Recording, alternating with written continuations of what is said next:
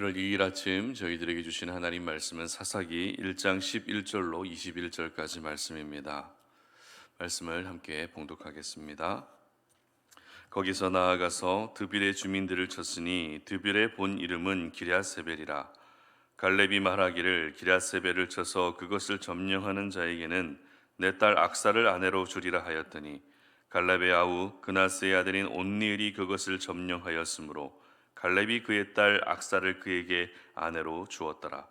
악사가 출가할 때에 그에게 청하여 자기 아버지에게 밭을 구하자 하고 나귀에서 내리매 갈렙이 묻되 네가 무엇을 원하느냐 하니 이르되 내게 복을 주소서 아버지께서 나를 남방으로 보내시니 샘물도 내게 주소서 하매 갈렙이 윗샘과 아랫샘을 그에게 주었더라.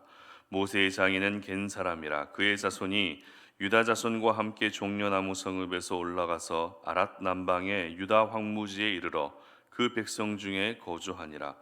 유다가 그의 형제 시므온과 함께 가서 스밧에 거주하는 가나안 족속을 쳐서 그곳을 진멸하였으므로 그 성읍의 이름을 호르마라 하니라.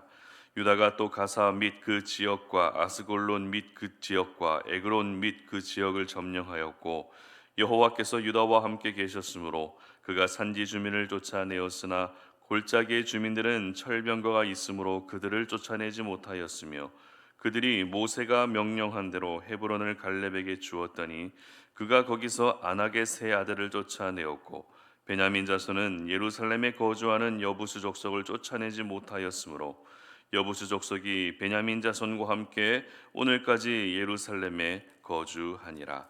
아멘. 계속해서 감당하라라는 제목으로 오늘 아침 말씀 전합니다. 새로운 한 해가 시작되었습니다. 올해가 개묘년이라고 이렇게 이야기를 하죠. 검은 토끼 해라고 합니다. 검은 토끼의 의미는 풍요로움과 지혜로움을 상징한다고 하는데요. 그래서 미신을 믿는 분들은 올 한 해를 미신적인 의미로 굉장히 큰 기대를 하고 있다고 합니다. 하지만 저희들은 어떻습니까? 미신을 믿는 것이 아니라 살아계신 하나님을 믿는 하나님의 자녀들이죠.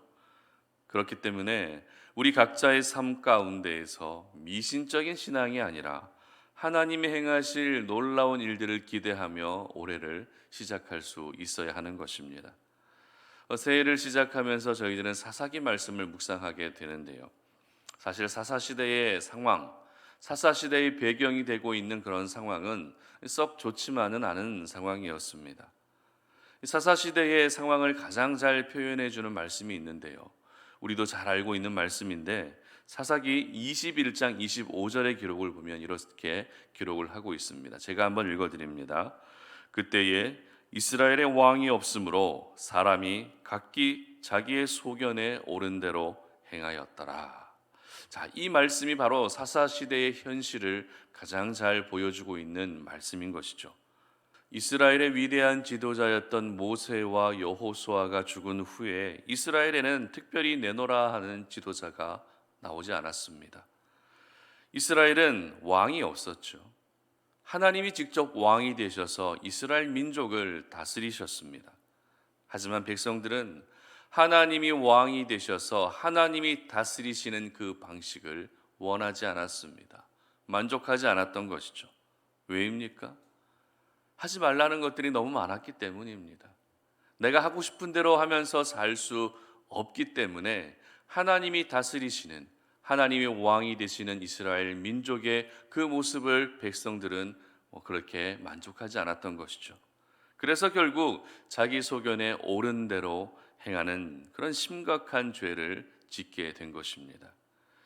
여러분, 자기 소견에 옳은 대로 행했다는 것은 자기 자신이 곧 왕이라는 의미입니다. 분명 하나님이 왕으로 계시지만 하나님을 왕으로 인정하지 않고 내가 왕이다라고 생각하며 자기 소견에 옳은 대로 행했던 것입니다. 그렇기 때문에 이스라엘 안에는 스스로 왕처럼 행하는 수많은 백성들이 있었던 것이죠. 이러한 모습의 결과는 바로 진정한 왕이신 하나님을 떠나는 것으로 나타나고 있었던 것입니다. 이와 같은 영적인 어두운 시대를 보내면서 하나님이 행하셨던 일이 무엇인가 하면 바로 사사를 세우시는 것이었습니다. 사사를 세우셔서 그나마 최소한의 믿음이라도 이어갈 수 있게 하셨던 것입니다. 오늘 본문은 여호수아가 죽은 후에 새롭게 시작된 이스라엘 백성들의 그 모습들을 기록하고 있습니다. 그런데 이 새로운 시대의 첫 모습은 가나안 정복 전쟁에 지친 백성들의 쉼이 아니었습니다. 오랜 시간 동안 가나안 민족들과 치른 그 전쟁에서 지쳐 있었던 이스라엘 백성들의 안식이 아니었다는 것입니다. 저희들이 잘 알고 있는 것처럼 이스라엘은 이미 하나님이 약속하신 가나안 땅으로 들어와 있는 상태였습니다. 그리고 각 지파가 정착해서 살아갈 땅도 모두 분배받았습니다. 그러면 당연히 이제 젖과 꿀이 흐르는 가나안 땅을 누리면 되는 것이죠. 하지만 안식을 누리기에는 아직 해결되지 않은 일들이 있었던 것입니다. 해결되지 않은 일들이란 어떤 일이었는가 하면 곳곳에 남겨져 있었던 가나안 원주민들과의 싸움이었던 것이죠. 그래서 사사기 1장 1절은 이렇게 기록하고 있습니다. 여호수아가 죽은 후에 이스라엘 자손이 여호와께 여쭈어 이르되 우리 가운데 누가 먼저 올라가서 가나안 족속과 싸우리이까. 자, 이처럼 여호수아가 죽은 후에 시작된 새로운 시대의 첫 모습은 가나안 족속과의 싸움이었던 것입니다. 그래도 다행인 것은 지도자 여호수아가 없는 상황에서도 이스라엘 백성들은 지금 내가 해야 될 일이 무엇인지는 알고 있었다는 것입니다. 지금 우리는 지도자의 부재 가운데 남아 있지만 그럼에도 불구하고 가나안 족속들과 싸워야 한다는 것을 알고 있었던 것입니다. 그리고 하나님이 말씀하시죠. 유다 자손이 먼저 올라가라. 그리고 유다 지파는 시므온 지파와 함께 싸울 것을 권하게 되고 이렇게 유다 지파와 시므온 지파가 남아있는 가나안 족속들과의 싸움의 첫 스타트를 하게 되는 것입니다.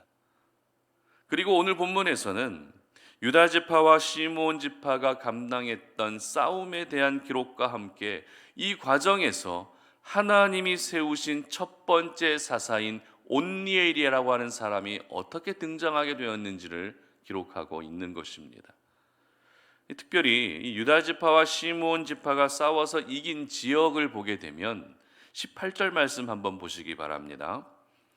유다가 또 가사 및 그 지역과 아스글론 및 그 지역과 에그론 및 그 지역을 점령하였고 이렇게 기록하고 있습니다.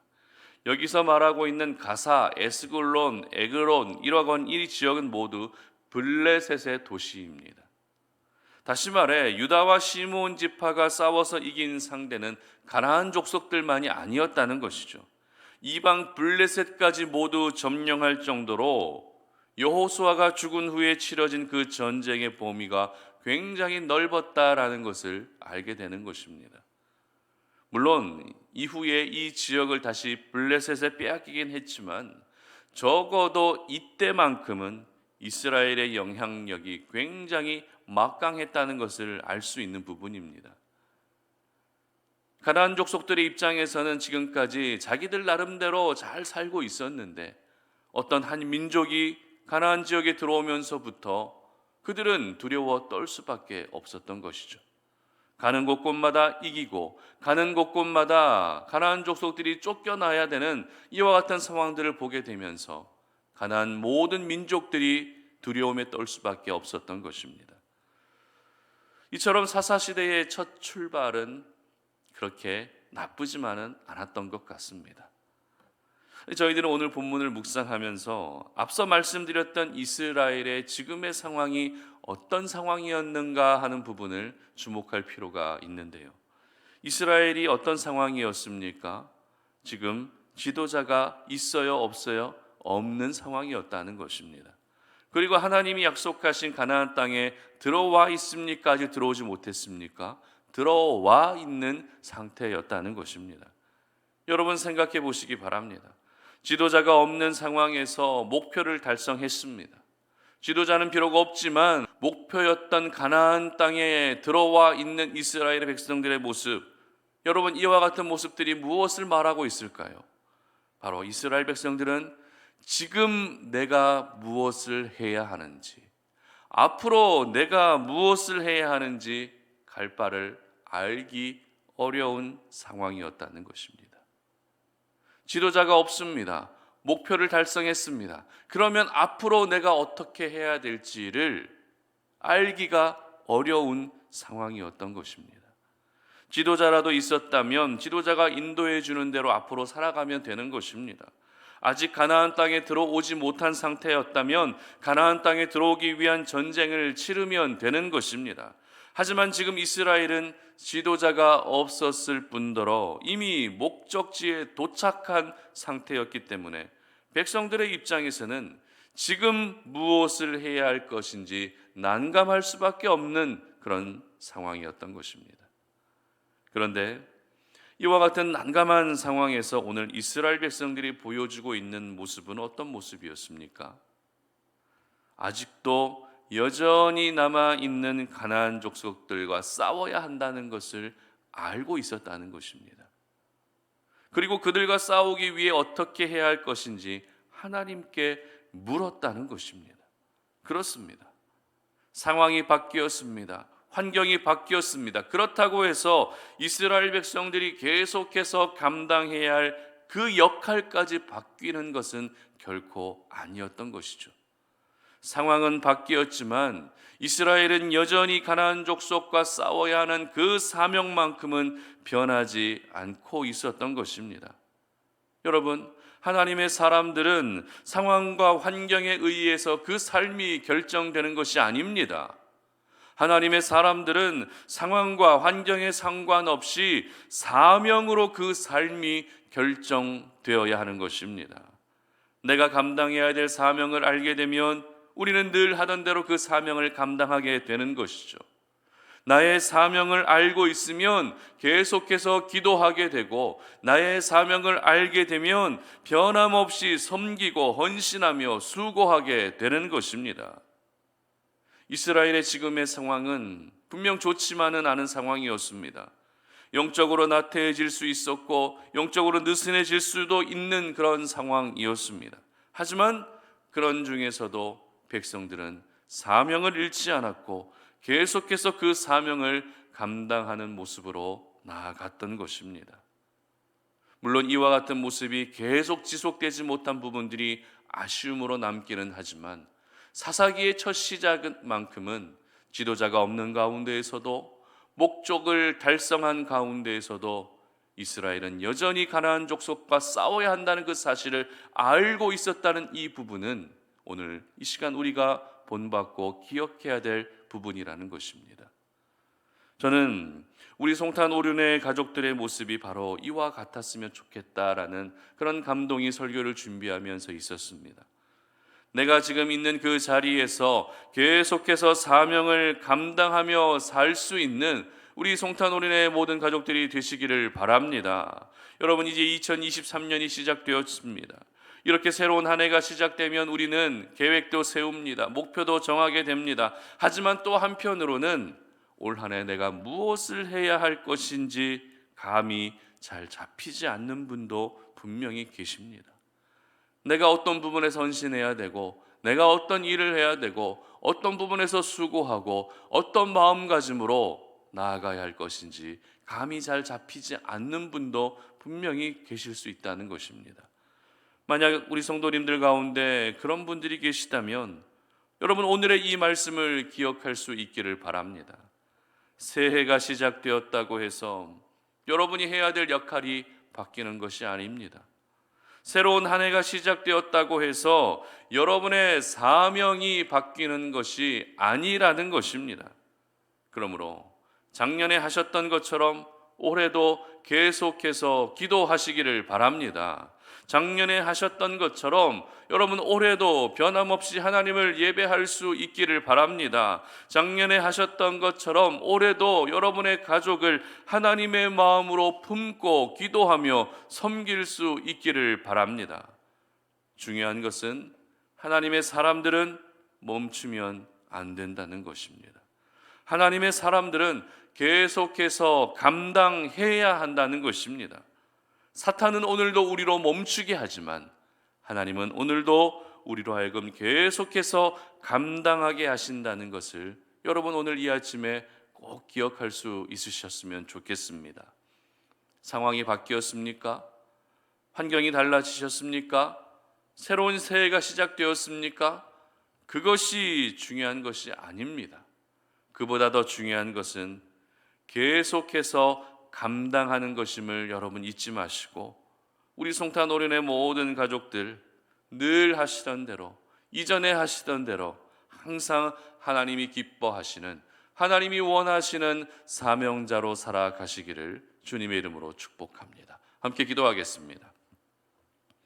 하나님 아버지, 감사합니다.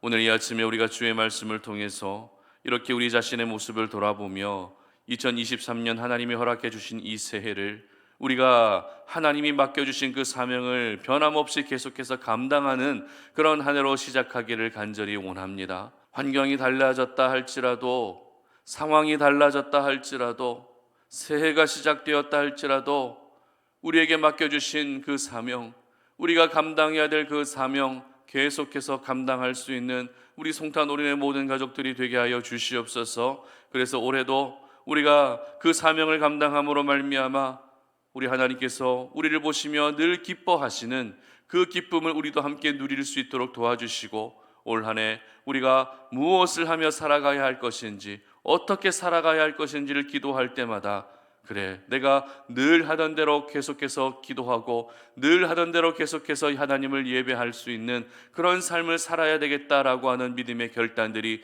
우리 가운데 나타나게 하여 주시옵소서. 감사드리며 예수님의 이름으로 기도드립니다. 아멘.